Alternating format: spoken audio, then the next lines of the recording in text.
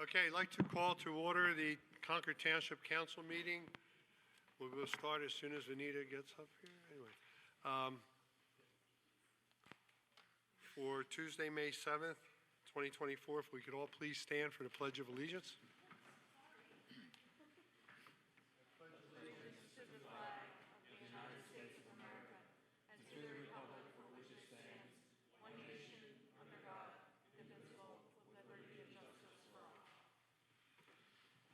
Okay, we have some announcements and proclamations. Benita, I think you have something regarding the Garnet Valley High School Science Olympiad team. I'm going to hand that over to you if you don't mind. Yes, I do. Thank you, Mr. President.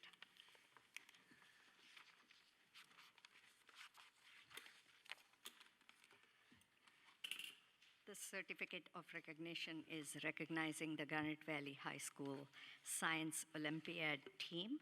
Whereas the purpose of the Science Olympiad is to improve the quality of science education and increase interest in science as students compete as a team challenged by 23 STEM-related events. And whereas the Garnet Valley High School Science Olympiad team, composed of team officers Srilekha Mamidala, Shahzad Boldak, Riya Hegde, Sanjana Balaji, and members Ekansh Agarwal, Shreya Bose, Ritik Brahma, Cooper Giles, Ethan Kang, Rohan Kotamutsu, Zilia Marjoko, Marisa Mixek, Ved Maru, Aditya Parab, Shivain Patel, Rohit Rajagopalan, Pilar Ruiz Esquade, and Darsh Sangvi, who each made significant contributions to the team. And whereas the Garnet Valley High School Science Olympiad team competed at the Pennsylvania Southeastern Regionals Tournament and finished with fourth place event finishes, 12 additional event medals, and various other top finishes contributing to the team's fourth overall finish, the highest ever in Garnet Valley High School history, and having qualified for and competed in the state tournament, earning medals in 6 separate events, all while growing their quest of mastering STEM concepts. And whereas these victories are quite an accomplishment, thanks to the support of their parents, community, and coach John Politano. Therefore, be it resolved that Concord Township Council does hereby acknowledge and applaud the outstanding accomplishments of the 2023-24 Garnet Valley High School Science Olympiad team. Mr. Yes. Second. All those in favor, please signify by saying aye. Aye. Congratulations, please.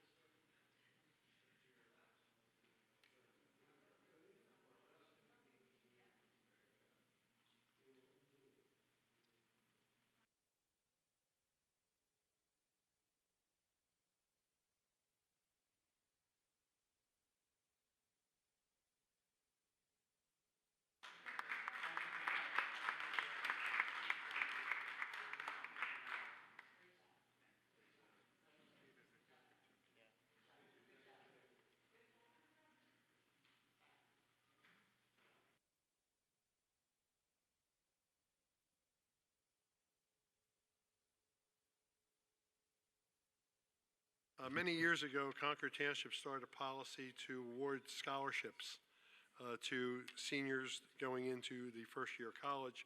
Dana, I think you and Mr. Gillespie worked on the committee to come up with this year's scholarship winners, and I was going to hand the agenda over to you, please. Yes, thank you, Mr. President. So John Gillespie and I had the privilege of reviewing 10 applicants, and it makes it very difficult to make a decision to choose 4 students. The 4 students that we chose, the first one is Tejas Madhav. Tejas has devoted many hours of service to the homeless shelter where he is a leader and helped with meal prep, creating innovative sandwich recipes, and often helped to deliver them. He was also a math tutor to immigrant students in his junior and senior years. In his senior year, the cross-country coach chose him as a captain due to his strong work ethic and leadership skills. Concord Township Council recognizes and congratulates Tejas for his accomplishments on being the recipient of the 2024 Concord Township Scholarship Award and wishes him much success as he continues his study at the University of Maryland for computer engineering. Do we want to do these all at once? Yeah. Do them all at once. We're going to read them all, and then we'll bring you all up, okay? Okay, our next recipient is Shoni Pan. Shoni has a passion for serving others, and he has shown that in all of the leadership and community service activities. Some of these activities have led him to his decision to become a doctor. He plans on attending the University of Pittsburgh to study biology, pre-med track. Along his accomplishments are Math Plus, Learning Center, teaching assistant. Okay, sorry. That's okay. Heritage, Ethnicity, Race, and Equity Communications Officer, Environmental Club Vice President, Annenberg Science, Synopsis Researcher, Blood Drive Volunteer, and organizer, as well as tutoring chemistry. She was a member of the National Honor Society, serving as Vice President in the senior year. Concord Township recognizes and congratulates Shawnee for her accomplishments on being the recipient of a 2024 Concord Township Scholarship Award and wishes her much success as she continues her studies at the University of Pittsburgh for biology and pre-med. Okay. And the third award goes to Mackenzie Wise. Mackenzie attended Archmere Academy, where she is a student teacher and worked with small children, did video announcements for all 4 years, where she was president and senior leader in her senior year. She was also involved in dance, where she did student teaching, office intern at the Anna Marie Dance Studio. She was also a field hockey captain in her sophomore year, was member of the AUK Ambassadors, and did some community service at the Knollwood Community Center. Mackenzie enjoys her passion in dance, where she plans on studying kinesiology and dance at James Madison University. Concord Township recognizes and congratulates Mackenzie for her accomplishments and on being a recipient of the 2024 Concord Township Scholarship Award, and wishes her much success as she continues her studies at James Madison University.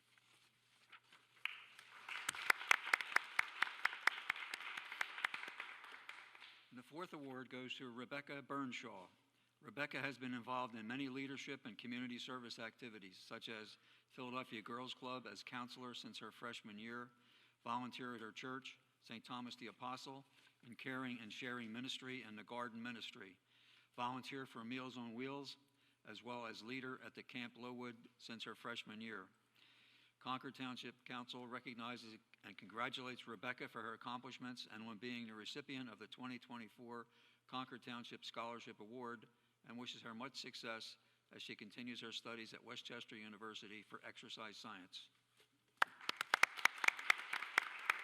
If the recipients would come forward, we'll present you with your citations, and then we'd like to get a picture with you while you're here.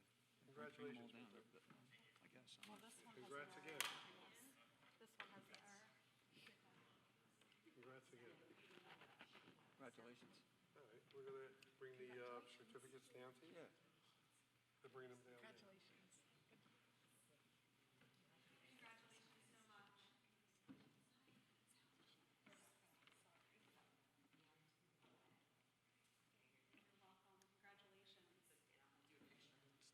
Let's move it down a bit.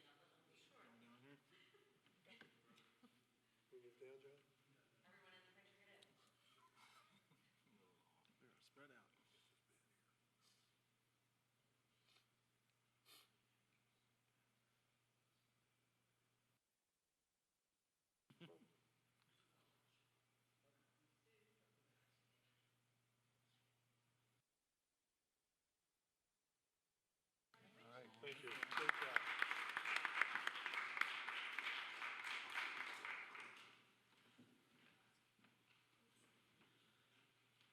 apologize, I wrote it down 3 times on the agenda, but the council did meet in executive session prior to this evening's meeting regarding litigation. I'd like the record to note that. Upcoming meetings and events. May 8th, the Historical Commission. Oh, no, wait. Whoa, What is whoa, going on whoa. here? Whoa, no, best for last. Earlier this month, at the State Association of Township Officials Conference up in Hershey, there was a Presidential Leadership Award that was presented. And the Presidential Leadership Award is the association's most prestigious recognition. It honors one township supervisor, councilperson, who has displayed the highest levels of leadership, dedication, and creativity to improve their community. It is important to recognize those officials whose efforts to keep their municipalities running are true examples of commitment to public service. The only picture we had for this was John's, John Gillespie, so we sent it in, and John won. No, seriously. John was this year's winner of the Pennsylvania State Association of Township Supervisors Leadership Award. We have this Burger King hat. Yes.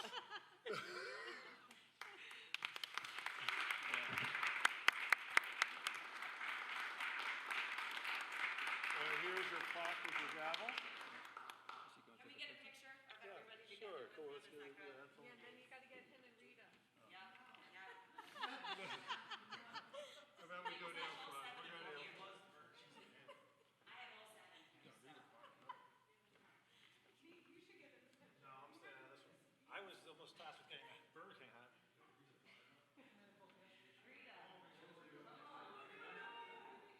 Come on. He's got the hat on.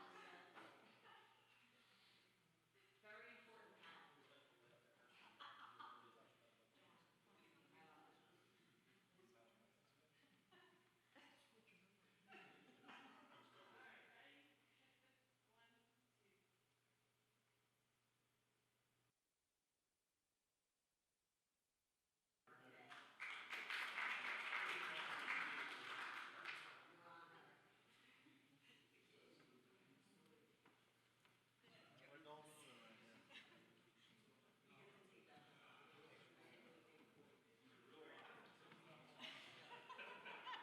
That was a good one, you know. The hat on, I think. Now moving on.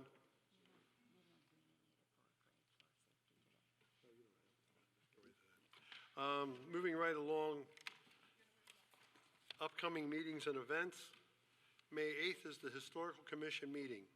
May 11th is beginning bar in the park, 10 a.m., sign up required. May 13th, Planning Commission meeting, agenda meeting.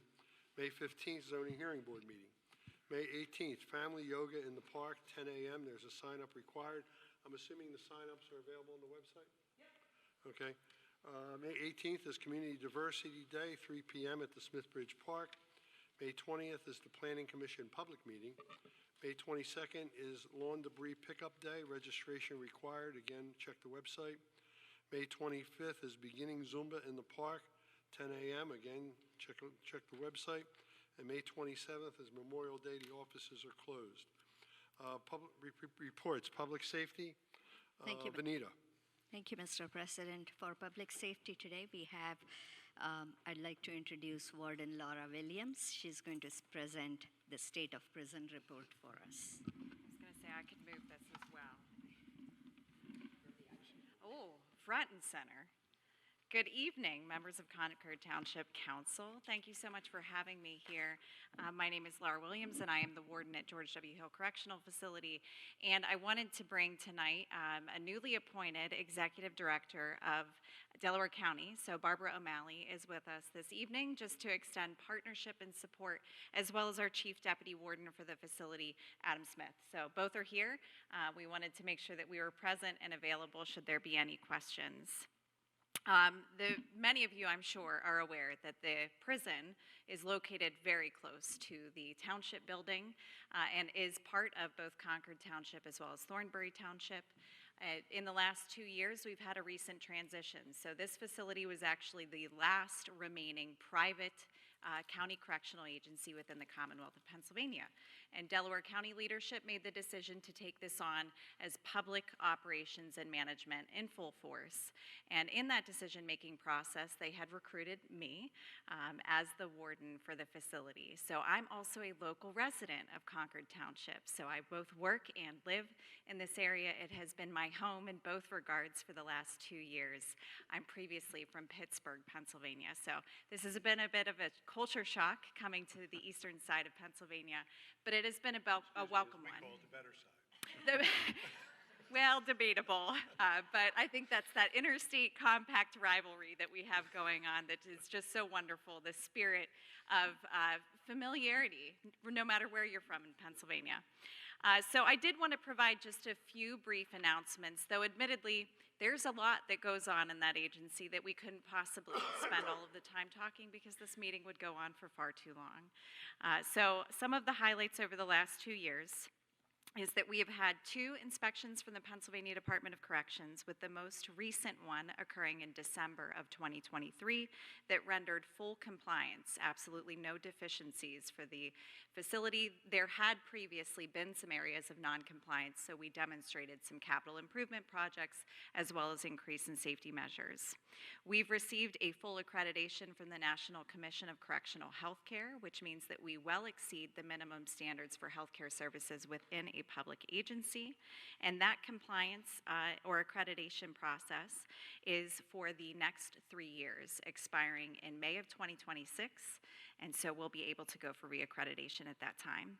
Staffing has improved significantly, and we are at a 10% vacancy rate, which is still something that we're working to address, but a much improved difference from the 40% vacancy rate that we were running when we took over the ownership and management of the facility. We have increased programs in order to mitigate risks and successful reintegration into the community, with the most notable being Penn State Brandywine's partnership with the Inside Out program. It's a national program that actually started with Temple University, and this is something that's local to our agency, as well as Delaware County with Penn State Brandywine partnership. We've had successful audits and inspections from the Delaware County Office of the Controller, the Delaware County Health Department, Pennsylvania Prison Society, Delaware County Coalition for Prison Reform, and Concord Township Fire Marshal, who assists. So we have had a daily population averaging of 1,266 individuals in custody, majority being males between the ages of 25 to 34. We've increased public health services to include medications for opioid use disorder, and we actually provide full comprehensive services. So out of the 67 counties, we are one of the 2 that are currently in compliance with the federal recommendations from the Department of Justice, which is definitely a feather in the cap for the region. We have also been developing and building a foundation of restoration for jail-based competency services. Again, we're one of the only agencies that's providing that, and that is in direct response to the delayed times from Norristown State Hospital for competency restoration treatment. So there's a lot of really good business happening in our local backyard within the correctional facility.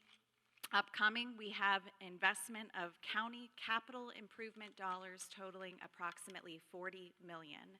And the reason for that is because the building that we presently utilize, which was built and constructed, finalized in 1998, has lacked and had deferred capital investment over the entire course of its existence. So the county right now is investing in catching up with all of the deferred maintenance programs.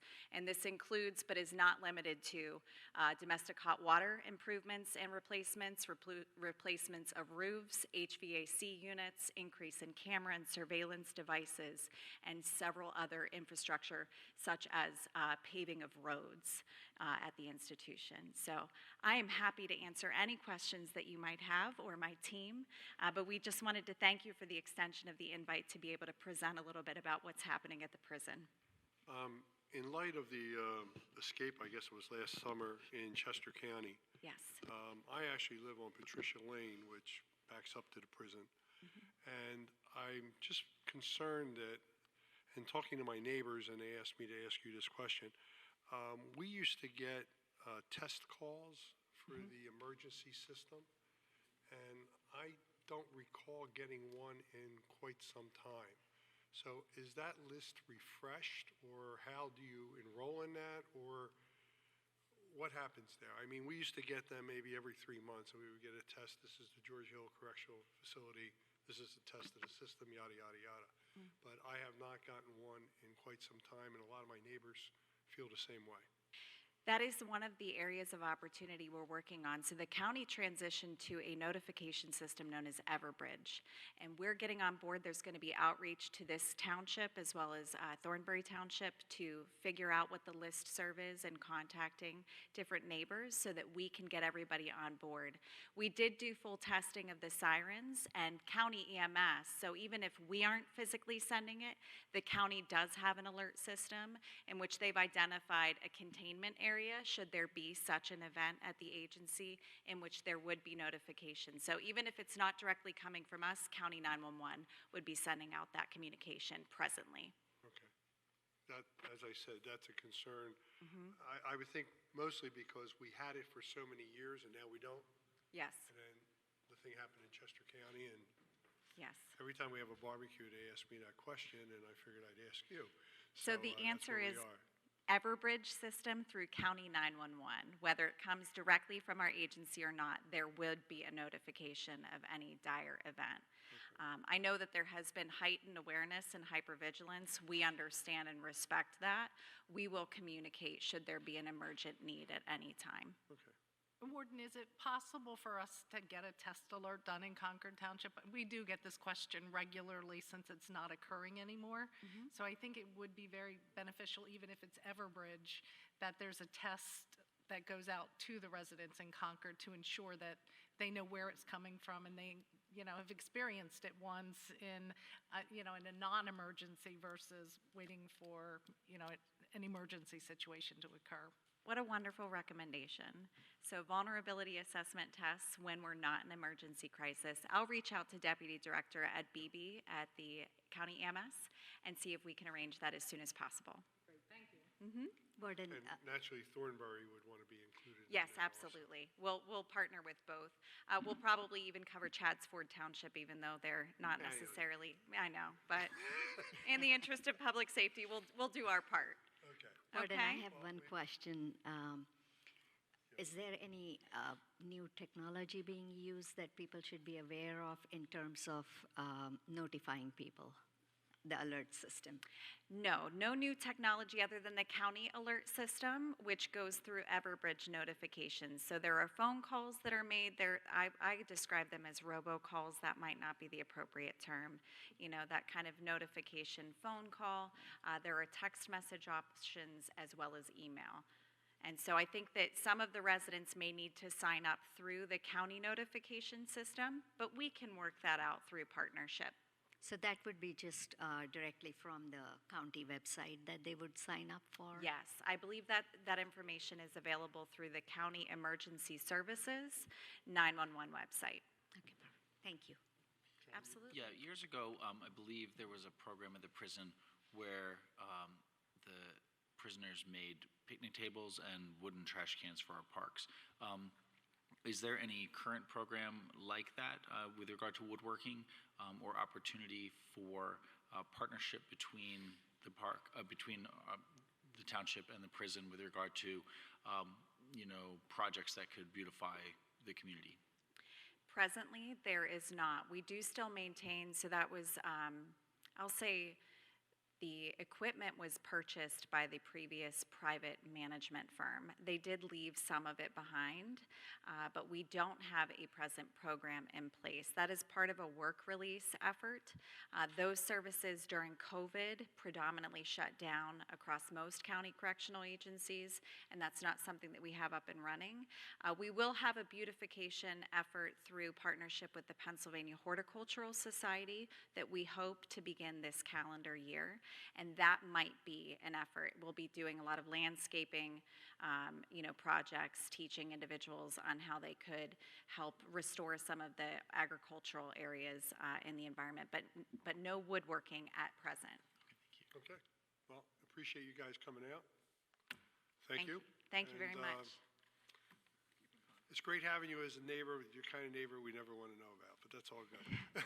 We are the best not heard from. I do recognize that, but thank you for giving us the opportunity and at least to extend an invitation by And face. appreciate your response. We Thank really you. do. Thank you. Thank you very much. Take care.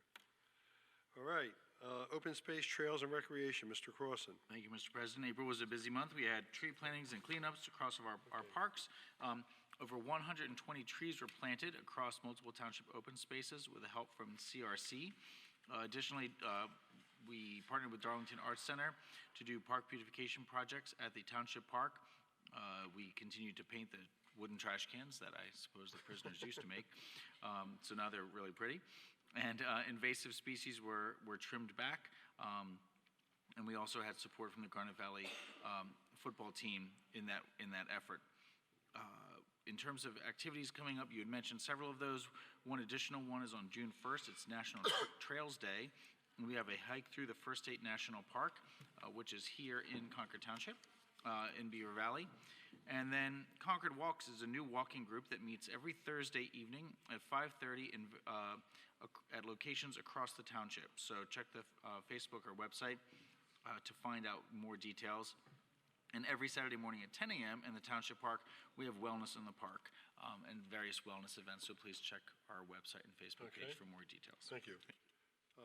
You ready? Yeah. Sewer and Public Works, Mr. Gillespie.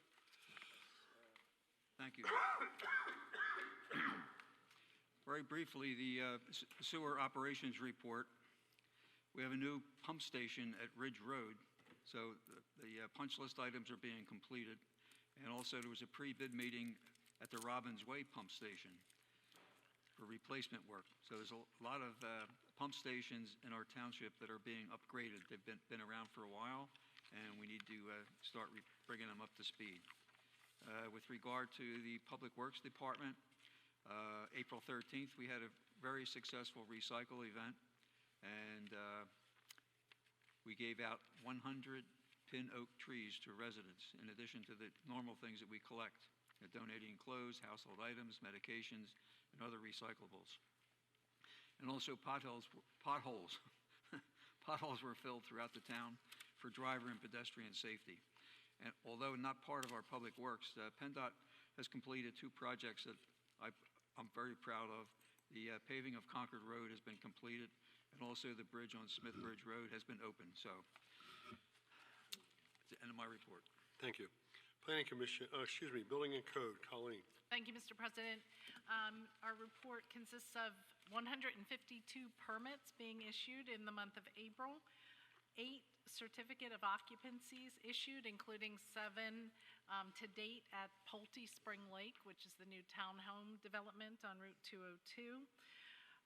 Some new businesses that are being issued, working on final COs, is a Delta Chiropractic office on Baltimore Pike.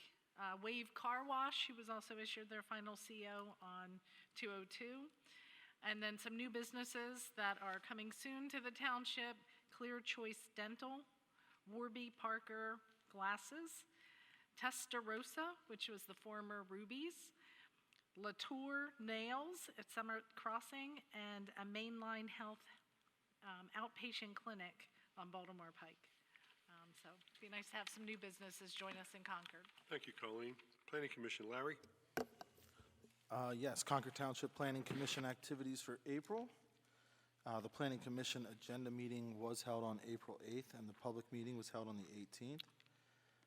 The following project was recommended for approval to council, which is on our agenda later tonight: Encompass Health, Concordville at 780 Baltimore Pike. There's no new projects, and then they did receive a conditional use application for Glen Mills Investors LLC at 871 Baltimore Pike. The Planning Commission has issued comments for council for the hearing, and the hearing was tonight before our meeting today. The agenda meeting for May is the 13th, and the public hearing will be held on the 20th. That's it for planning. Thank you. Solicitor, Mr. Donahue. Yes, the next status conference with respect to Concord Ventures will be held the week of June 22nd before Judge Whalen.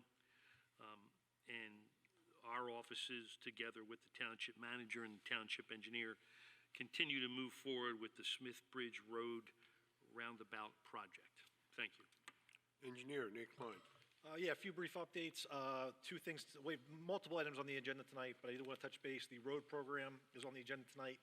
I wanted to just briefly update what the scope of that is this year. We are going to be paving Penrose Talley, John Larkin Drive, and Temple Road, Summit Avenue, Peters Lane, and Thatcher Circle, as well as some improvements to the curves on Governor Markham Drive. I believe it was one of the residents had been asking regularly at the meeting for that assistance. Second, the Beaver Valley Pocket Park on the township parcels there just west of 202. We did get that submission into PennDOT. That submission to PennDOT will include the path as well as the access to Ruby Road and the apartments. So that'll help facilitate access to that park. So we're waiting on PennDOT comments for that. Schoolhouse, I'm excited to say, is going to start any day now. So you will see signs going up as early as tomorrow. There is a brief short detour using Cheney Road and Baltimore Pike that is necessary for the right turn installation. For those that don't know who haven't been here, we'll be adding a right turn deceleration lane going southbound on Baltimore Pike at Schoolhouse Lane. So excited to get that project finally going after a long time getting that permit with PennDOT. And then last, Mark Morphy from my office is here tonight. He'll provide an update on the Octorara Trail status, as well as doing a brief presentation on the Community Connector Feasibility Study, which was a grant project focusing on connections in the township to the kind of the southwest area of the township and the national park. Thank you. Amanda, Township Manager. All right, I think I can save Mark from Octorara Trail. So I think the short of it is we're still involved with SEPTA. So Hugh is handling the legal side of what we're doing, and Mark has been working with our engineers on discussing the areas that possibly need additional redesign. So we're trying to work that out, but we are in the legal process of that right now, and Hugh is working with their legal team so that we can come up with some type of resolution. So that's that. So Octorara's done. We're on that status.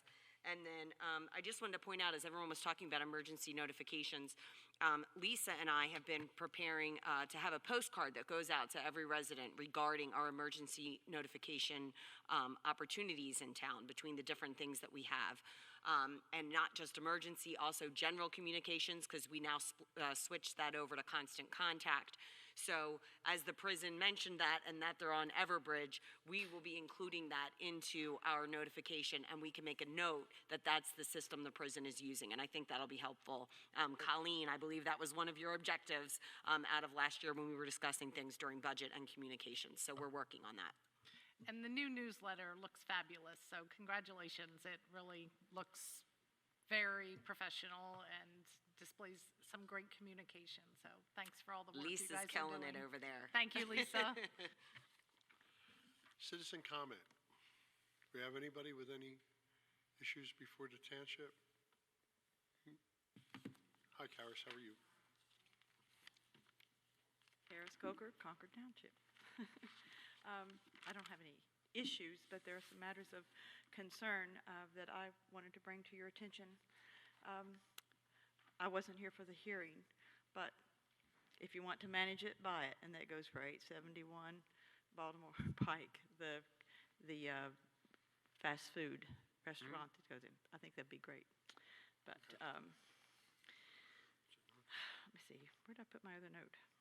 Oh, Read the Prison, being that we're so close here, we have a friend who's an electrician, lives up in Reading, and he happened to forward to me an announcement from Delaware County advertising for an electrician to teach the inmates many things, including locksmithing.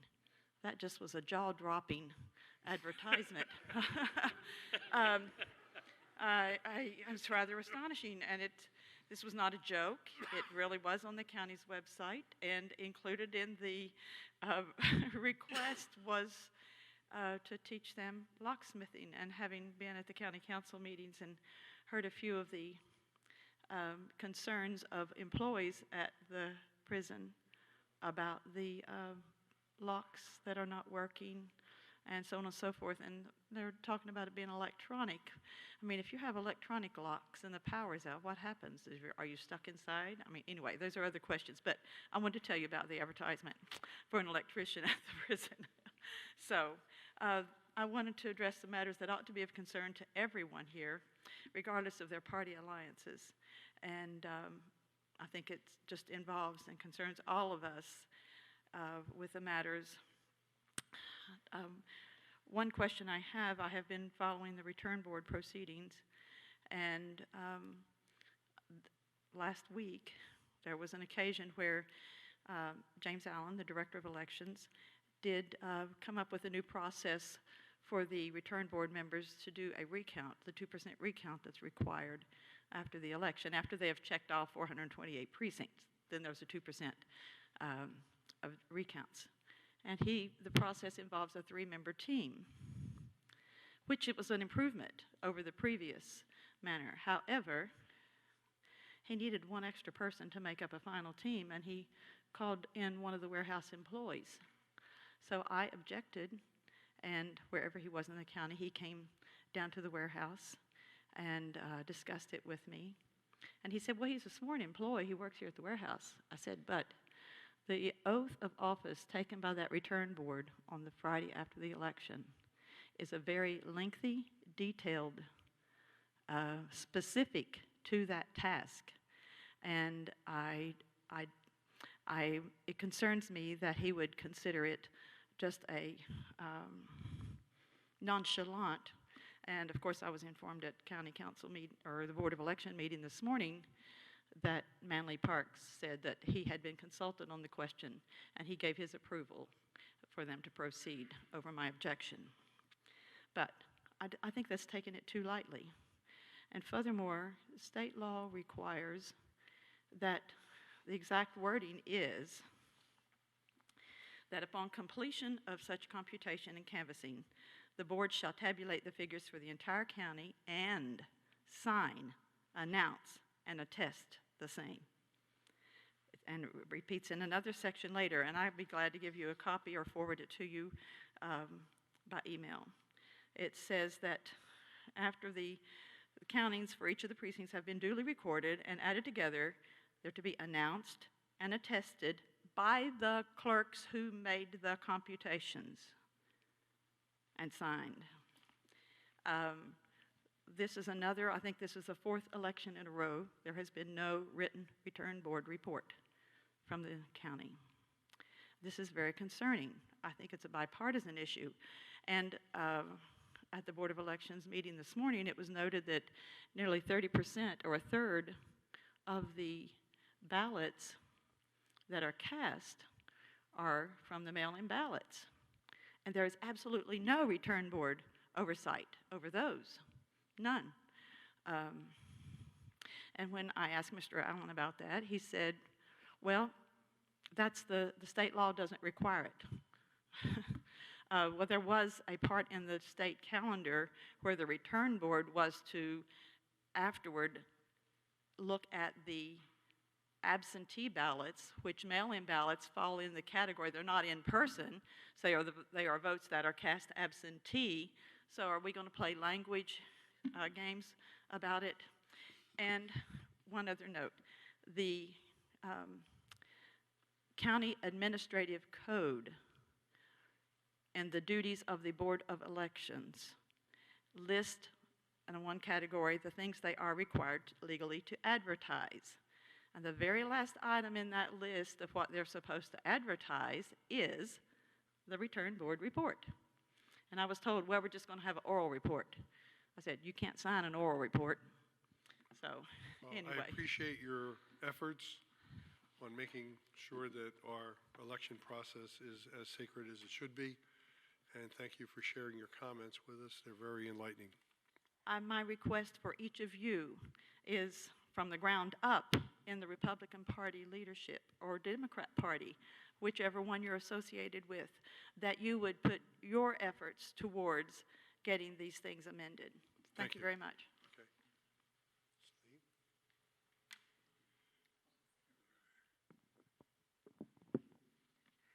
Hello, everybody. Hi, Vinny Auntie.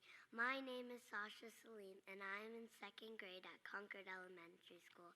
I am here today to share that our town needs more bike lanes. Kids like me cannot bike safely without bike lanes. I want bike lanes on Shavertown Road and Temple Road. Can you please make it happen? Also, we need more sidewalks for people, especially grandparents, to walk safely. I want to know what you are doing to make our town more bike-friendly. Very good question. Go ahead. John, you want to take it? Well, I think you're going to see a plan before us this evening, and you were not here earlier when we had another plan in, and as far as new plans coming before Concord Township, we do normally insist on them having sidewalks and curbs. So that's one thing we can do immediately. However, there are properties that don't have sidewalks and curbs, and normally the only way we can get them is if they come in with a development. But I think we're all in agreement with you. I'm looking at my colleagues that it's something we should do, and I really appreciate you bringing it to our attention because you've done it so nicely. Usually we get yelled at up here, and you really are doing a great job with this. John, do you want to add anything to that? What were the roads that you were requesting? Concord, Shavertown Road and Temple Road. Okay, just in general, sidewalks along those, or bike lanes? Sidewalks or bike lanes? Both. Both, okay. Hey, ask for both. You know, you don't get what you don't ask for, so I appreciate the comprehensive nature of your request. Part of the problem that we have in some cases is that the roads themselves are very narrow. And so if there's not really a lot of shoulder, it wouldn't be there's not room to add bike lanes without widening the roads. And some of those roads are state roads, which we don't have control over. So some of the roads you drive on, we control as the township, and some the state of Pennsylvania controls. But also, as Dominic mentioned later on tonight, we're going to be seeing a trail connector study, and the point of that is to connect our neighborhoods and connect the different areas of the neighborhoods, whether those are parks or the BYC, Darlington Arts Center, things like that, both of which I think are near where you live. Then hopefully we can have some more connections. Thank you. I do appreciate you coming here and speaking up for all the children as well as the grandparents. Thank you.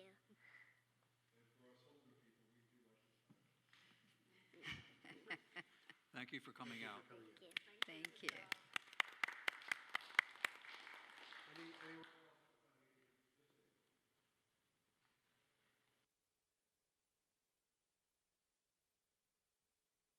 My name is Kathy Cured, and I live at 212 Bethel Road. And I have a concern about the Pennington project. I would like to address the issue of the moving the bus depot to Bethel Road. And one of the issues, and I'm not sure all of you understand, have any of you been to the school board meetings? Okay. The school board district did this presentation to the community. On its website of meetings, it says public meetings are held at 7 p.m. They did their meeting at 8 a.m. April 12th by putting an ad in the Town Talk, which means most people could not be present. Now, have any of you seen the Daily Times? Now they have moved their usual Tuesday school board meeting to May 20th at 7 p.m., the same time I think that their presentation is supposed to be here. So now people will not be coming to it. There were I believe the last one was Yes. on Election Day, correct? Election there were morning? very few people at the 8 a.m. meeting. I really think you need to postpone their presentation to the community through the planning committee because they're not quite being honest with the public. Or at least to have them the planning commission might have other business that evening on the agenda, but perhaps the thing to do would be to ask the school district not to give us an extension to appear on another evening. Yes, and I think you might ask them through the school board to do a real presentation for the public, because they have been moving everything around. There are a few of us, because we know what's been going on with the school, that they just have not presented anything really to the public. Yeah, Kathy, I think that's well said. I think it's tentative for the Planning Commission on the 20th, but I think that's well said. If there's also a board meeting that night, that Yes. certainly complicates things. So I think we will also reach out to their team and make sure they're aware of that complication. And I agree, it might be best to push the Planning Commission to a future meeting. So we'll Yes. have that discussion with them. Yes, it's I think like that's something, they've been playing games. No comment. Okay.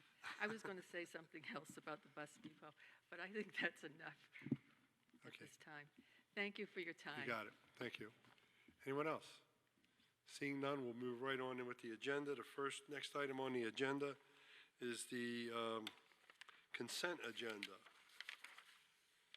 And the first item on the consent agenda would be the council public meeting minutes of April 2nd, 2024. Dana, I think we have some bills to pay.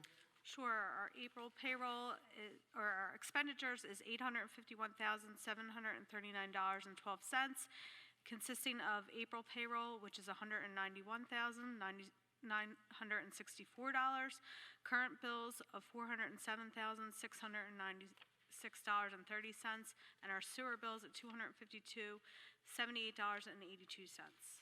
Okay, we have some financial releases. Mr. Gillespie? Yes, we have a maintenance bond, which is a final release for Hawthorne HRG in the amount of $15,129.60. Release number 6 to Astoria Township release of $75,950.22. Number 2, Astoria Sewer release of $9,418. And number 1 for Premier A2 Storage in the amount of $129,306.30. And number 1, which is a final release for PAG Pennsylvania LLC Car Shop Sewer release of $372,152.40. We also have a certificate of payment, John? Yes, we have certificate number 10 to McKinney Construction in the amount of $56,942.71. We have some projects we want to bid. Yes, we need to bid out some ARPA projects, the Spring Valley Culvert, and also Nicklin Lane Stormwater Management Phase 2, and the main sewer plant, the UV system upgrade. And we have some bids to award. This should be the Yes, John we- Gillespie show. Yeah, there we go. Give it to the king, yeah. Wow. Wait a minute, now he's the king. He's keeping that at. I took the crown off. I'm back to my normal self, okay? Okay, good. So the bids come in for the Robbins Way Pump Station replacement, the general and electrical, and the 2024 road program. I Okay. guess we need to put the dollar amounts in. Yes, I think we should. Yeah, You got it there, HRG? okay. Need this? Oh, okay, you want the Robbins Way. Okay, yeah, Robbins Way, 3 bids were received, and the low bidder is McKinney Construction of $106,402. We have a letter from our sewer engineer recommending that that contract be awarded. And also with the road program, we have an electrical contract as well with Robbins Way. And the low bidder there was AJM Electric of Aston for $84,733. Again, a letter from our sewer engineer.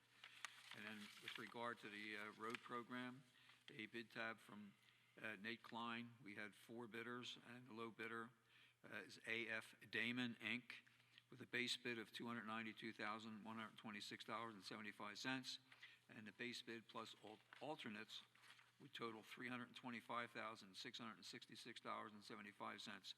And the recommendation is that we award the base bid plus alternates in the amount of $325,666.75. Okay, and we also have to accept as complete for filing a minor subdivision application at 120 Ivy Mills Road, which I think is just a 2-lot subdivision, if I'm not mistaken.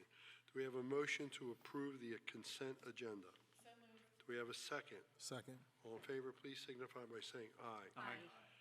Next item on the agenda is ARPA update and consideration of new projects for remaining funding. Nate and Amanda, I think we Yeah. pretty much handled that. this Yeah, evening. sure. I'll pretty much take it over. So I have Bill Kalin here, our finance director, who put a couple of little slides together to talk about the Phase 2 portion of our ARPA projects, which is the main discussion tonight. And we also gave update information in council's materials. But, so you're at the point now where I'm going to turn it over to Bill and let him talk to you guys about the 3 projects that we believe should move forward and fall under the ARPA guidelines. Can you get there?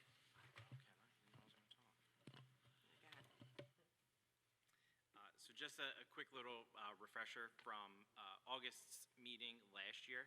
Hold on. Middle screen. There you go. Council approved the following projects that are listed here. This included $1,145,000 of projects. This was out of the $1.8 million that we received in ARPA funding. This was a combination of mainly stormwater projects, but as Nate spoke earlier, the Schoolhouse Lane, deceleration lane, as well as communication and security upgrades throughout the township. All of these projects in some way are all in progress. Hopefully, will be finished by this fall, as noted on here. And then for the remaining roughly $700,000 in ARPA funding, we've listed the 3 projects that were previously listed on the first round that council wanted to see again as for the remaining funds. So for the Adrian Road, stream bank and end wall restoration, as you see in the picture, this project is for the end wall as well as the 2 pipes that run under the emergency access road that's right off of Andrian Road and Hitchcock Lane. This would also include some stream restoration as well as some stormwater management due to flooding a little bit upstream. The estimated cost from our engineer on this one is a little under $400,000. And I will come at the same time, we do believe this project might be able to have some work done by our Public Works Department, which would also alleviate some of the costs that we would have through contractors and any engineering that would be involved with that. The next project is for pedestrian safety improvements along Evergreen Drive. There's 3 intersections along Evergreen that this would affect. It would be Evergreen Maris Grove Way, Evergreen Elton John Circle, and, I'm sorry, it's only 2 intersections. Elton Farm. Sorry, Elton Farm Circle, and then as well as where I believe the new 4-way stop. Yellow Brick Road? Yes, where the new 4-way stop will be. There's also additional striping and improvements to that near Stiers. So this would include a raised walkway at Maris Grove and Evergreen, as well as signage, and I believe an additional crosswalk and improvements to the turn lanes that are there. This has been, I believe, a request from a lot of residents over in Maris Grove, as well as off of Elton Farm Circle, to include crosswalks and increased signage for pedestrian safety in this area. And the estimate for that project, all 3 areas, is $227,000. And then the final project we have tonight is for improvements to the Spring Valley Road Circle by Sharpless Farms. I think this has been a project that has kind of been on the radar for a while and gone through various discussions and stages of what improvements we want to see. But we believe that our engineers have narrowed it down to the best plan, which would include speed tables before and after the circle as you're driving along Spring Valley Road, and then obviously through the circle, and then beyond as you go up to 202. And the estimated cost for this project is roughly $90,000. Okay, So those are the 3 projects. and we have to commit the ARPA dollars in full. These were the last 3. We were Yep. holding these to the end. So, yes, so the remaining $700,000 needs to be obligated by December 31st, 2024, and then all dollars need to be expended by December 31st, 2026. And by obligated, the Treasury and the state essentially means that a project needs to have a bid out with a contract in place, or otherwise in the case of Andrian with Public Works dollars, that would be payroll, still means it would be obligated in that sense that council has approved those projects and they have segregated these monies for specific things. And your commitment tonight. So if you approve those 3 projects tonight, Are you that also suggesting that commits we the make a funding. motion to, Yes. if everyone's comfortable with it, to approve these last 3 projects? If I remember correctly, when we first got the ARPA money, these projects plus maybe 20 others were on there, and we kept moving these down the line. So now I guess we're down the line, and we got to decide whether we're going to do them or not.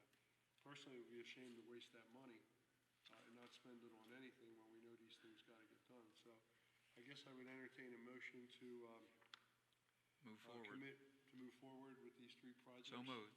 Do we have a second? Second. Were there any, what projects are we not doing? Since this expends all the funds, what was on our list of consideration that we are now not, that we would have to spend our own money on? So, go ahead, there were various Well, so projects. there's various ones. The largest one would be the stormwater here at our complex. We've gone back and forth on that one with various estimates, with various scopes. We believe, and we spoke with Public Works, that they believe they can do a lot of the work. It involves stormwater management at the basin in front of BYC. As long as Nate correct me, I believe there's a basin behind BYC. It's the basin right down in front of the building So here. there's a connector. That would involve, I guess, dredging, some restoration with the actual embankment of the basin. Public Works believes they can do a lot of that work, and if that's the case, that would save us a lot of money. That is also an estimated $400,000 job based on everything that would be involved with stormwater management there. And other projects then are smaller, is what Yeah, you're saying? so really what happened is, when we had that original list, we were able to flush out a lot of those things with our Public Works team. So we sit and talk about infrastructure, and basically what happened is, it was what can we actually tackle, and then what makes sense to bid out. And those projects are what you've seen move forward. There's also some complications in these, for example, some might need some permitting outside of, with outside agencies and things of that nature. So we sort of took those projects and said, what can we do in-house now that we have some more skilled folks, and then what do we need to bid? That Andrian one has been on probably for about 10 or 12 years. We've been talking about that. So that'd be nice to get that out of here. And Spring Valley Road, we have a circle that is acting like a 4-way stop. So Sure. we ought to fix that, because we put the hardest part of it in. It's just not working right. So we have a motion and a second. All in favor, please signify by saying aye. Aye. Okay, we're good to go with that. Octorara Trail update, you said we already handled that. Okay, good. Presentation, First State National Park Trail Connector Feasibility Study. Mark, how are you? Great. Hi, everyone. Mark Morphy with Pannoni. Heavy agenda tonight, so I'll be brief, and then we can circle back with questions and comments afterwards, of course. Amanda, you're going to run the pointer here? Oh, got you. We'll flip through fast, so Got ya. I'll keep pointing at you. Pick your best 4 slides. I'm fast, don't worry. So we're calling this, if you go back to the beginning, the connector study, because we're trying to connect areas of the township together that aren't very well connected. As I think Nate mentioned, this is a grant-funded study. Pennsylvania DCNR funded it. There's a draft report, a full report, which is either on or soon will be posted up on the website. It's on the site. So anybody can go and take a look at that thoroughly. It's a big report, and make comments on it. So this is where we are in the township. And the township has done really a great job over the past decade or more in trying to provide more opportunities to walk, enjoy open space in the township. All these green circles are places where there are walking trails. The big dotted lines are longer planned trails that are in the works, Octorara being one of those. So the township has done a great job to push these kinds of things forward. Almost all of these are places you need to get in your car and drive to, and then get out and walk. So the question is, are there ways we can provide these kind of opportunities right out your front door so you don't have to get into your car? And the area we've looked at with this project as a test case is sort of the southwest quadrant of the township, which doesn't have, parks and open space to use for this kind of thing. Also in the southwest corner is First State National Historic Park, which is a terrific, terrific open space resource, which really is underutilized and somewhat lesser known even in this local area. So we're trying to find ways to connect residents with opportunities to walk safely and also get places, including the First State National Historic Park. Now, the reason that part of the map was all white and not colored with nice green boxes was because we don't have parks, as I said. There are no utility corridors there. There are no rail corridors there. Those are the places that you use for trails that go places, like Octorara, Garnet Valley Greenway, and other trails that we all walk on other places. The most common source of those is these kinds of corridors. We don't have those there. So how about if we don't build a trail? How about if we take our existing travel routes, which are streets and sidewalks, and make those safer, connect those together better, and fill in the missing pieces so those form a connected network that can actually get you somewhere. Trails, as we're seeing with Octorara, are expensive and difficult to do. Something like this, which I'm going to speak about in the next minute or two, is vastly simpler and less expensive.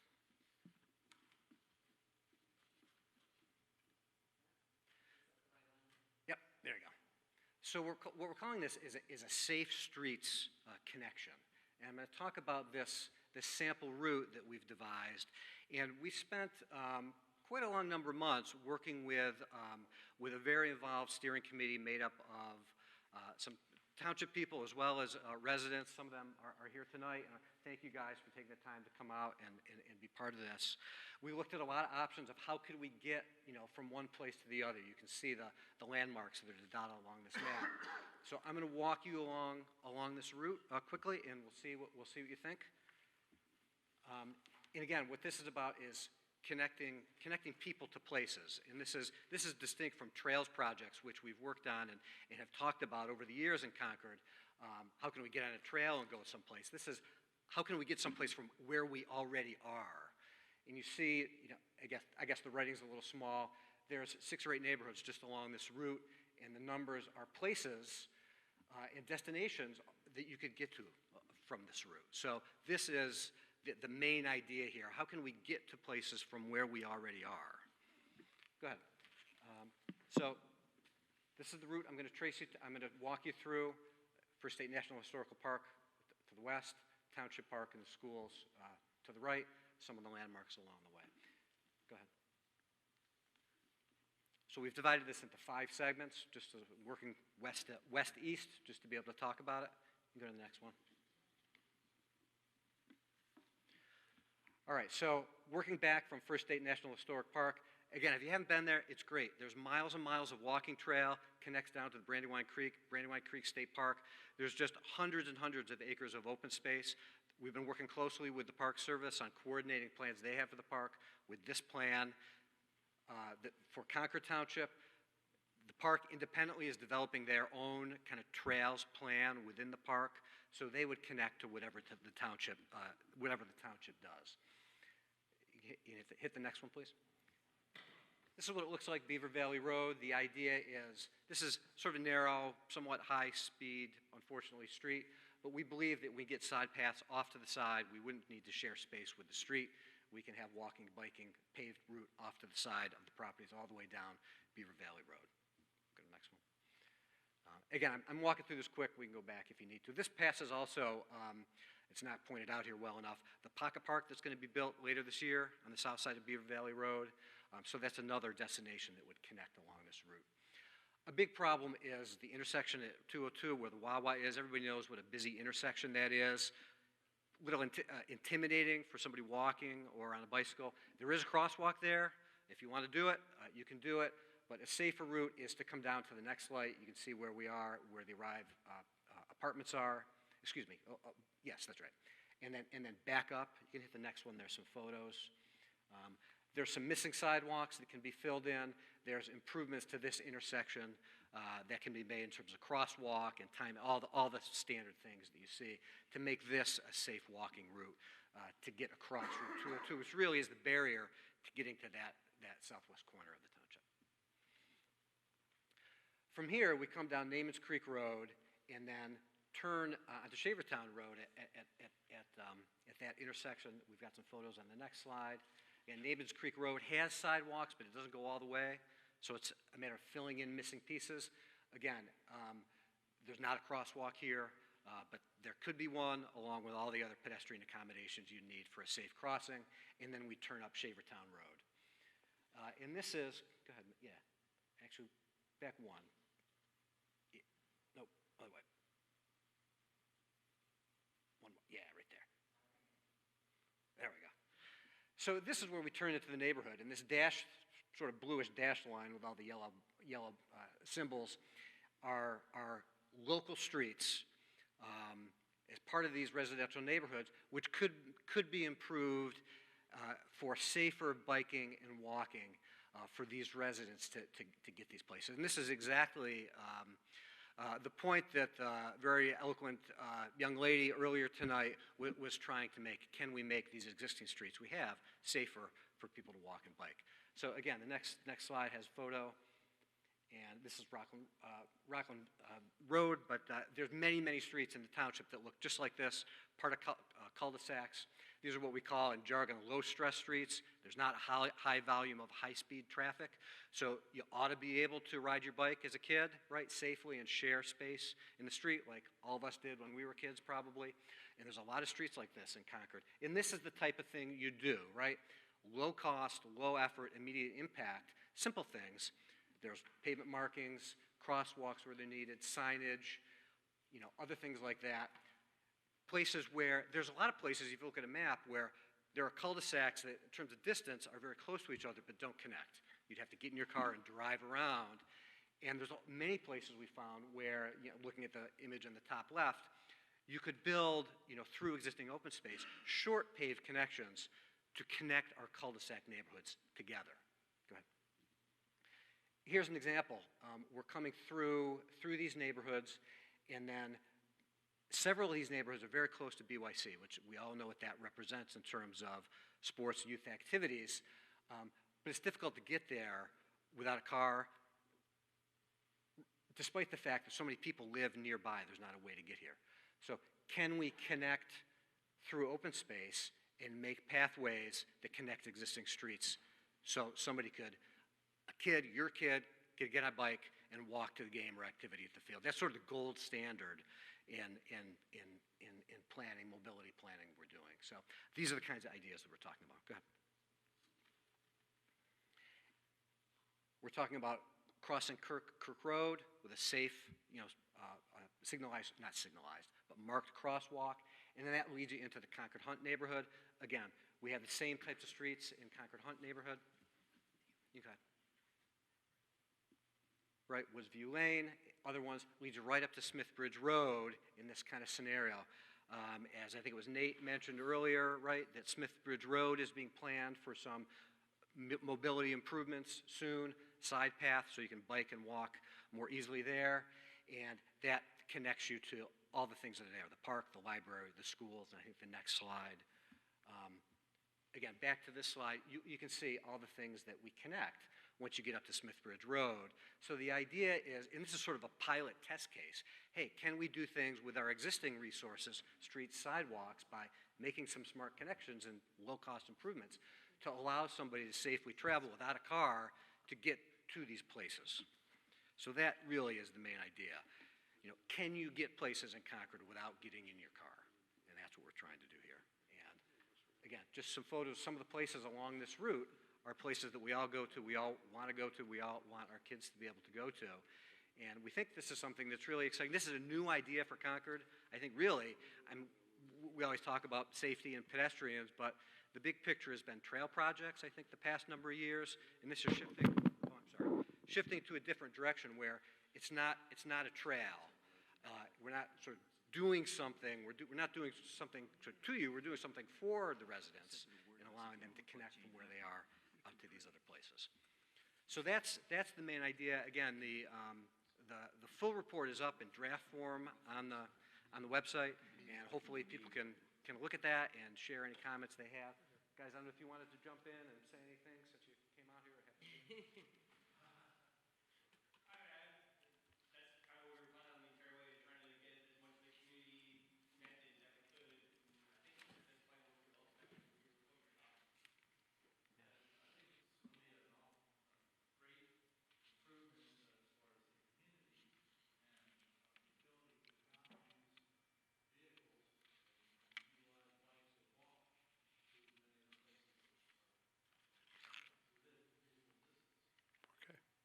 Thank you. So happy to answer any questions or discuss further. And just so council knows, so tonight's really the presentation of what the committee has been doing for all these months, and then we'll be in a 30-day comment period as part of the grant process, and then at our next meeting, you guys will have this in front of you for discussion of adopting the study as one of our planning initiatives. Is Mark, can you speak to anybody how you, in the implementation section, you sort of broken things into short, medium, and long-term here. And it's not sort of clear to me why things are short, some things are short-term and some things medium and long when they are maybe just the roadway markings and things like that. And I mean, I know you've numbered these segments 1 through 5, but it seems like that's not the prescribed order that you're proposing of sort of doing segment 1, then segment 2 consecutively. Yeah, and we could clarify that if we need to. The idea was some of these things we looked at where we're talking about signs, pavement markings, not heavy construction of new things. Those could be the short-term actions that the township could undertake, in a short frame of time without a lot of resources, financial resources, and get those done quickly. The longer-term items were things that either required permitting or PennDOT coordination or things like that, or we were constructing segments that would take, some capital. Right, yeah, I mean, I think there's definitely some areas that are either, stream crossing scenarios on HOA open space, right? Yeah, it So would take a little more we'd have to coordination. approach the HOA, and there'd be a process which would take time. So I think a lot of the focus was, what are some of the, the easy implementation items that Public Works and Park and Rec can tackle as, to start getting some of these chunks connected, while we look at some of these longer-term solutions, which might involve HOA coordination, PennDOT permitting, DEP permitting, things of that nature, and grants, as opposed to stuff that we might be able to get started real quick and get a little bit of a nexus of connectivity that starts the ball rolling a little bit faster. And we sort of walked everybody through west to east. As it turned out, actually the easier way to implement it would be east to west, so the reverse of what I just... No, I think this is fantastic to connect the community everywhere, but at the same time, the thought that's going through my mind is, are we going to keep these trails open 24/7, or are they going to be like a park, dawn to dawn? Dawn to dusk. And I believe one of our residents is here. If he had any questions, is he able to ask it?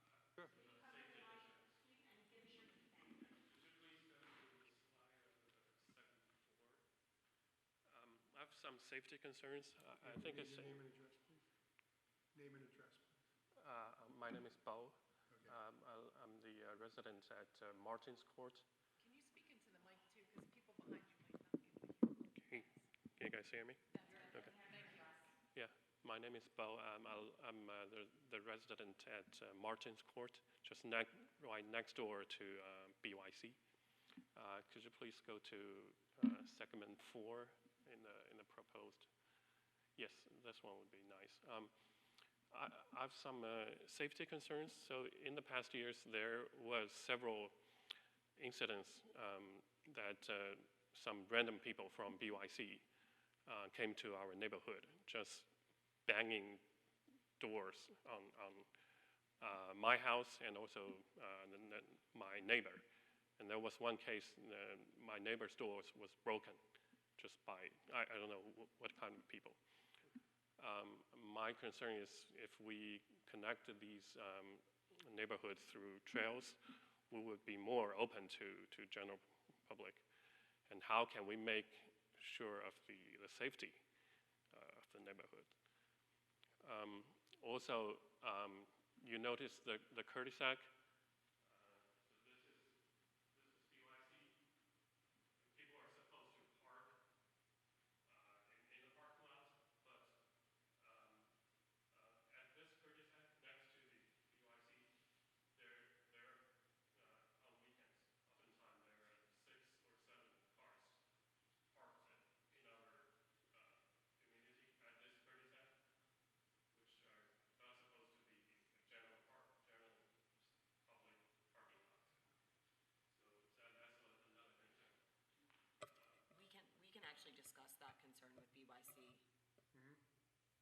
Yeah. So if we connect these neighborhoods through trails, how can we make sure the safety? I think that's going to be a concern. I think that's going to be a concern we're going to hear township-wide, especially where the developments are coming up against the trails. Naturally, I think going down Beaver Valley Road or down 202 and some of those other areas are not going to be as problematic as to get from Shavertown Road up towards the Bethel Road area. You're going to have to go through some neighborhoods. And I think that's where the most pushback is going to be. And rightfully so, the most concern. I'm not saying the pushback should be right, but there's going to be a lot of concern about.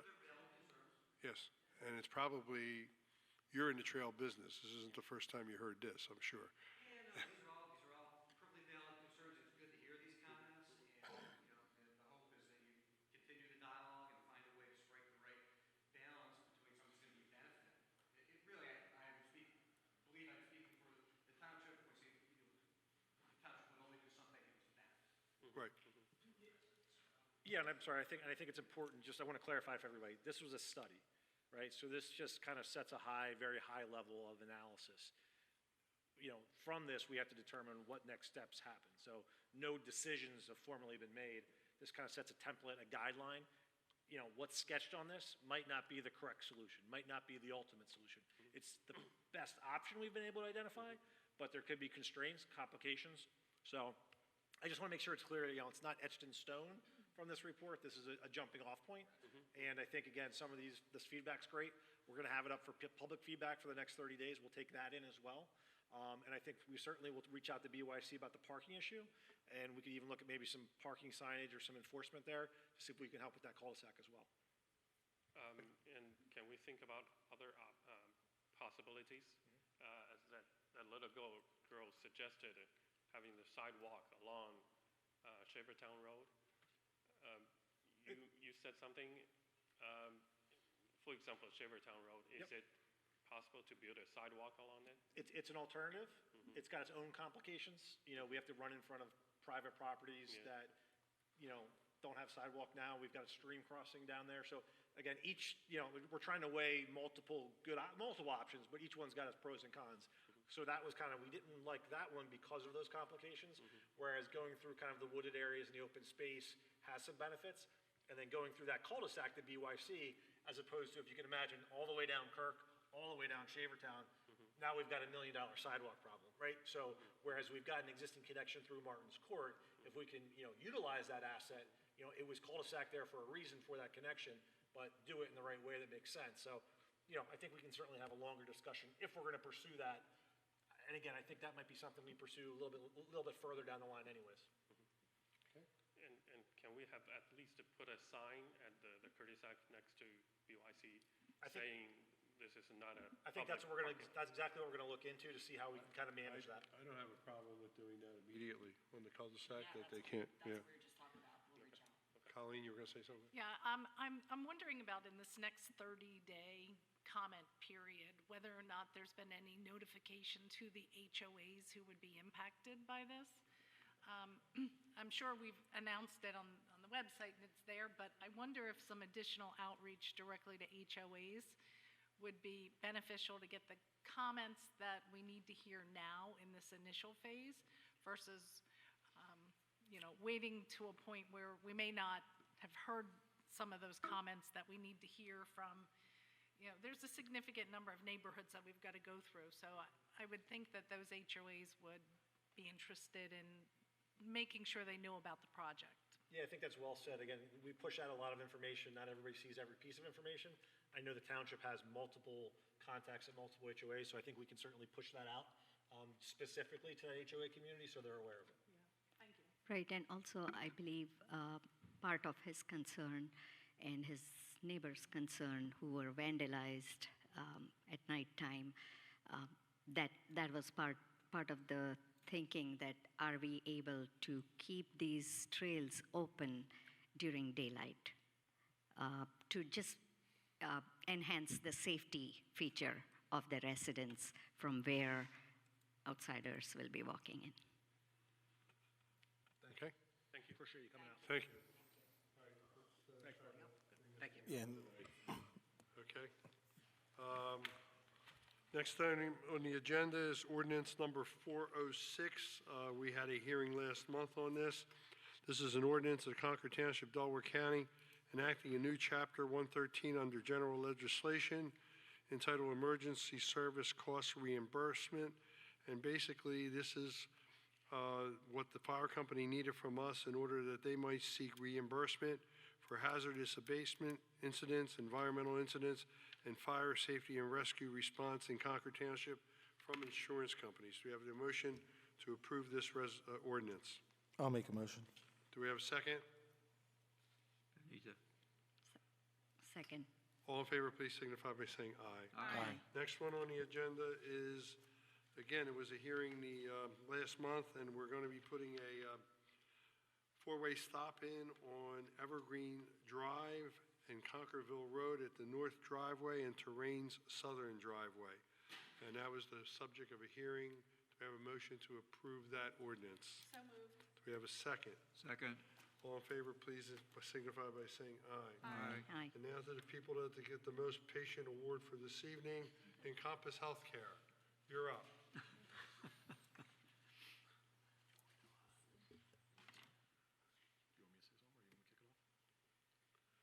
Let them introduce themselves. Hey, guys, how are you? Fine, thank you very much, Council President, members of council. My name's Bill Moldovan. I'm with Kimley Horn, a project manager representing Encompass Health this evening. I've got with me tonight Matt Gooch. He is a operations leader in the region for Encompass. I put together a short presentation tonight. Sure. We've been through a lot of different processes with the township over the past 2 years. So I was going to give you just a high-level understanding of where we're at, just so that everybody's aware. Very high level and very short, that would be great. All right, that's great. We've been to the zoning hearing board for use approval and some variance requests. That was in 2022. Since then, we've gone through the demolition permit application, the subsequent demolition of the Concordville Inn Hotel, two Class 1 historic structures. At that time, we presented various architectural iterations for the proposed 50-bed, two-story inpatient rehabilitation hospital. And since October 2023, we've been in preliminary final land development application and approval process. Most recently, we were at the April 18th Planning Commission meeting where we did receive a recommendation for approval. Just high level, our site plan hasn't changed much. As part of the use request to the zoning hearing board, we were required to put a plot plan together. This is just a high level site plan. Baltimore Pike at the top of the drawing, Conchester Highway here, the Best Western Plus Hotel here. This is the proposed two-story inpatient rehabilitation hospital with a access to Baltimore Pike on the west, which is full access. There's another access point to the site to the east. This is a limited access, right turn out, right turn in only. There is a connection that's maintained between Baltimore Pike and the Best Western Plus Hotel. There's two slides here, the next two that just show blow-ups of the eastern and western side. If we could move forward with the slides too. This is just the western side, and I've got one for the eastern side as well, and then some rendering. Could I interject real quick, though? Could Sure you just thing. explain the access movements for both, just so we're on the same page? I know we talked about that last week. Yeah, sure. If we could go back one. This is the western entrance to Baltimore Pike. This is full access, so vehicles can turn left or right on Baltimore Pike. Traffic going east and west on Baltimore Pike have the ability to turn left. If they're traveling west, traveling east, they have the ability to turn right into the development. This is the only established connection that's been negotiated between the two property owners, Encompass Health and the owner of the Best Western Plus Hotel. So that will remain a kind of a cross-access easement between the two properties that currently, previously, before the hotel was demolished, there was an access point on the eastern side of the site that no longer exists. As I mentioned, this eastern access point is right turn out and right turn in only. As recently as last week, Nate, the fire marshal, myself, had a call to discuss some comments that came back from PennDOT, and we've been kind of working through the design to make sure that everybody's on the same page and we're meeting the needs of both the township, Encompass, PennDOT, and fire safety, life safety. So those discussions are ongoing. We do have our PennDOT HOP application going back in. We've been talking with the Concord Township Sewer Department and Walt Fasler and his team about the sewer module.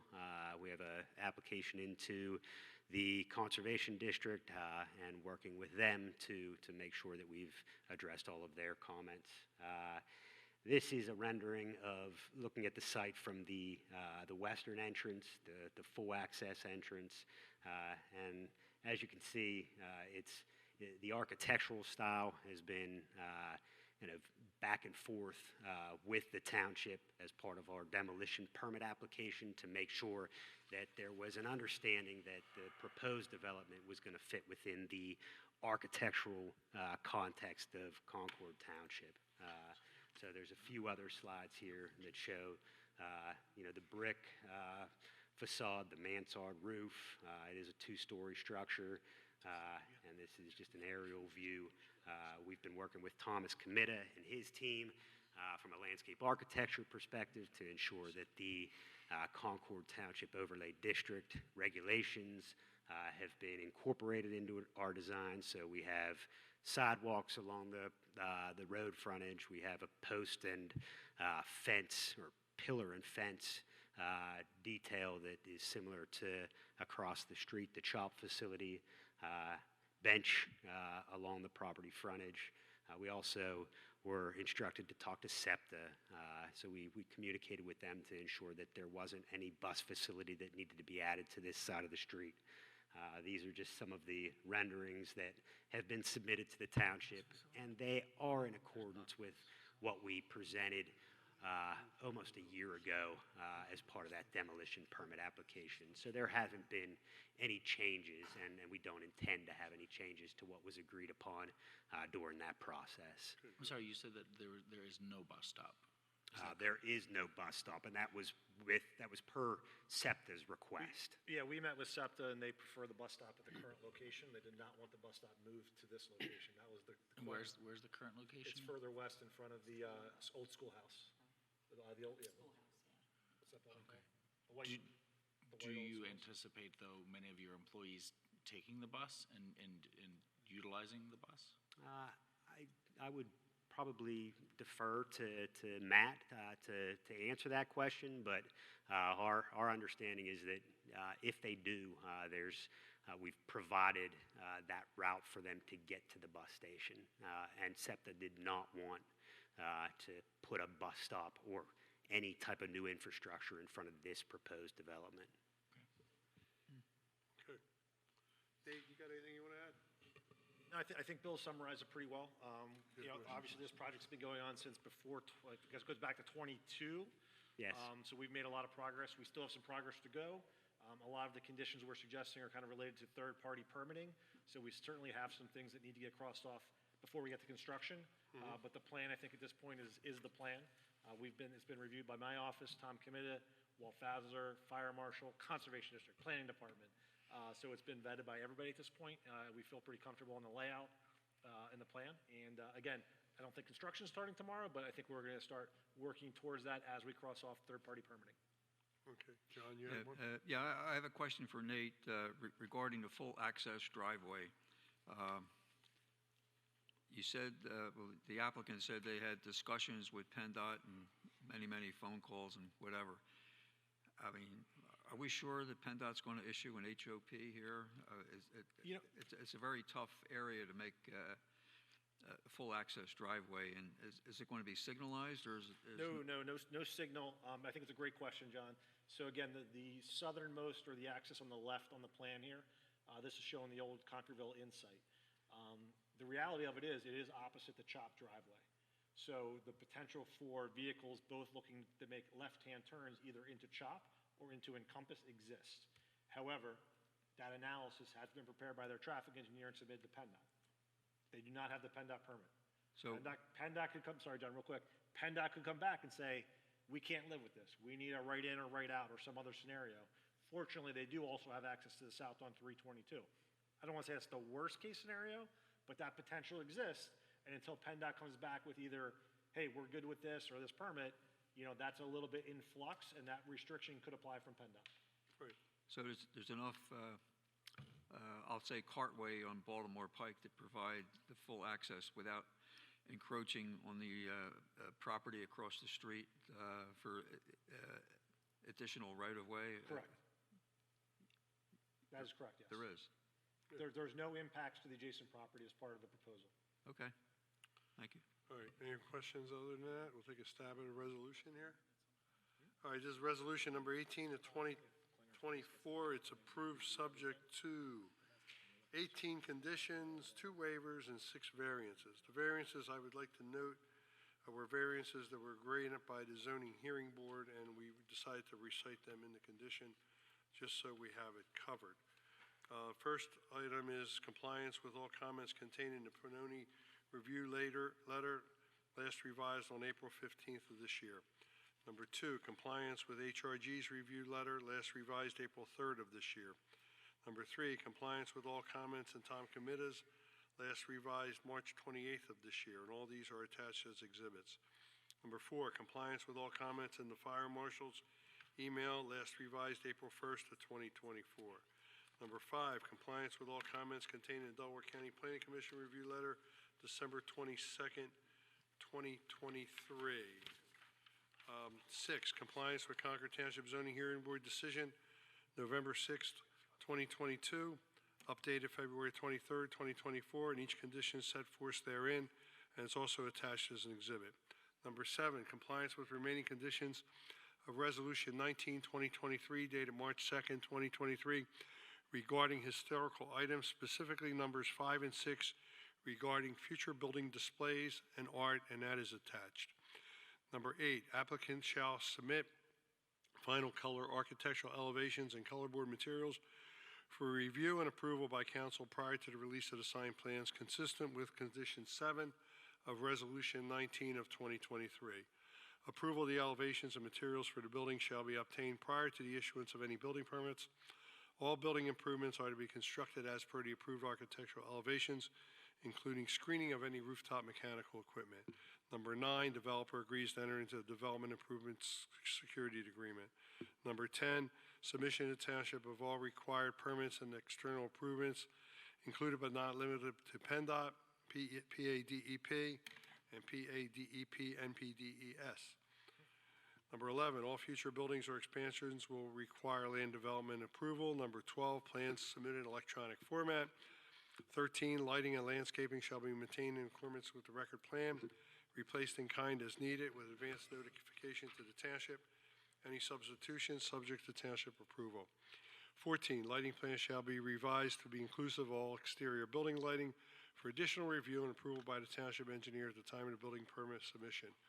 15, executed stormwater management operation maintenance agreement, as well as contribution to municipal stormwater control and BMP operation and maintenance fund in the amount of $15,874 prior to the release of the signed plan. Payment of an open space park fee rec in lieu of $12,650 as per Resolution 5/2024. 17, all existing and/or revised deeds, restrictions, legal descriptions, easements, stormwater maintenance agreements, security agreements are be submitted to review and approval by the township engineer and solicitor prior to the release of final plans. 18, signed, sealed surveyor certification or placement of monuments and pins shall be placed with the township prior to the release of the signer plans. The waivers are from 160-23 to permit a joint preliminary final subdivision, 160-56-1A to permit a building that exceeds 30,000 square foot total gross area to comply with the design standards of Article 8, Chapter 160 subdivision and land development ordinance. And then there were the variances that were granted from the zoning hearing board, and that is made part, the attachment of those variances are part of this exhibit. I want to make a point of clarification. The zoning hearing board did not grant the variances. Essentially, what they suggested was those items should be considered as waivers and acted upon by council. Okay. I just want to be clear. All right, well, that's all in their decision, correct? Correct. So either way, they're covered. Okay, do we have a motion to approve Resolution 18 of 2024? So moved. Do we have a second? Second. Any questions or discussion? All in favor, please signify by saying aye. Aye. Welcome to Concord. Thank you very much.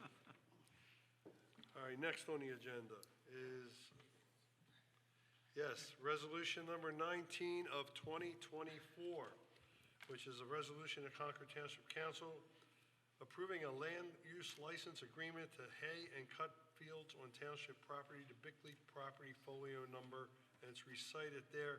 Jamie Hicks is the licensee. Do we have a motion to approve that resolution? So moved. Do we have a second? Second. All those in favor, please signify by saying aye. Aye. Amanda, we have something here about delegation for those signatures. 9 and 10, what are they about? So maybe we can handle them in one fell swoop? Yep. So both of these items are updating signatures. So the first one has to do with the FEMA grant systems. This is old COVID, and we have a reimbursement still coming to us, and Hank, our previous finance director, is still in the system. So we have to have Bill's information updated for that. So that's the first one. The second one has Let's to do that one. So we're Okay. going to approve Resolution 20 of 24 that provides for the change of signatory as per Amanda's instruction. Do we have a motion to approve that one? So moved. Do we have a second? Second. All in favor, please signify by saying aye. Aye. All right, what's Resolution 21? Okay, so this is the state's ECMS system, so this is where their projects and everything load. So anytime we have grants within that, we have to put our reimbursements through the system, and everything goes into that. So this is the same, we have actual folks who use it currently, and we have to update it with Bill's information to give him the access. Okay, do we have a resolution, a motion to approve Resolution 21? So moved. Second? Second. All in favor, please signify by saying aye. Aye. Looks like we have some deeds of dedication from some oldies but goodies that we're cleaning up here, correct? The first one's Astoria, which is a newer one, that's for the MOVE project, but the rest of those are cleanup. Yep. Okay, so Resolution 22 of 2024 is accepting the deed of dedication for the sanitary sewer facilities and easements at Astoria Chad's Ford. We have a motion to accept those deeds of dedication. So moved. Do we have a second? Second. All those in favor, please signify by saying aye. Aye. The next one is the same thing for the sanitary sewer from Brandywine Turf Club. My God, that's been a while. Yeah. Still call that. Learn that. I guess you should have bet on this one to finish first. Anyway, do I have a motion to approve 23? So moved. Second. Second. All in favor, please signify by saying. Aye. Number 24 is Onyx Hospitality, which is Chick-fil-A and the hotel at the Hampton Inn. Same thing. Do we have a motion for that one? So moved. Do we have a second? Second. And the last one is for Southco yet, right? Yep. Wow. What's that? Got a motion and a second. We need a motion and a So second. moved. We got it, but you Got asked it? to vote. Okay. All in favor, please signify by saying aye. Aye. John, you're ahead of me tonight. Motion to adjourn, please. No. So moved. Second. Second. All in favor, please signify by saying aye. Thank you for coming out this evening to our